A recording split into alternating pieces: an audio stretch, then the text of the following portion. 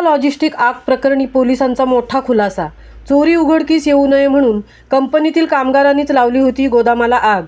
विंधणे ग्रामपंचायत हद्दीतील संवेदा लॉजिस्टिक या मालाची हाताळणी करणाऱ्या गोदामाला 8 जानेवारी रोजी भीषण आग लागून गोदामातील कोट्यावधी रुपयांचा माल जळून खाक झाला होता। या आगीप्रकरणी पोलिसांनी मोठा खुलासा केला असून कंपनीतील कामगारांनीच गोदामातील माल चोरीचा प्रकार उघडकीस येऊ नये म्हणून आग लावल्याचे तपासात निष्पन्न झाले आहे। या प्रकरणी रविवारी 7 आरोपींना अटक केली आहे। रोमेश सूर्यकांत भुवड 25 वर्ष, सिद्धेश विजय रहाटे वय 26, किरण दशरथ पंडित वय 40, दिगंबर अनंता वानखेडे 55, संजय शंकर घाग 51, सचिन चंद्रकांत कदम 36, पांडुरंग लक्ष्मण शेरेकर 33 अशी अटक केलेल्या आरोपींची नावं आहेत।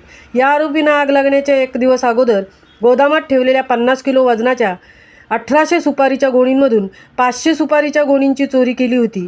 चोरी केलेल्या सुपारीची किंमत बाजारभावाप्रमाणे 1,97,82,500 रुपये इतकी होती। ही चोरी गोदाम मालक आणि कस्टम विभागाच्या अधिकाऱ्यांना लक्षात येऊ नये म्हणून गोदामातील मालाला आग लावली होती। या आगीमध्ये 17,56,00,000 रुपयांचा माल जळून खाक झाला होता। या आगीबाबत सुरुवातीपासूनच संशयाचा धूर येत होता।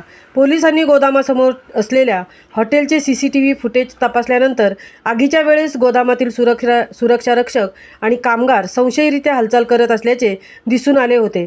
पोलिसांनी या प्रकरणी कामगारांची अधिक चौकशी केली असता आगीमागचे खरे कारण समोर आले आहे।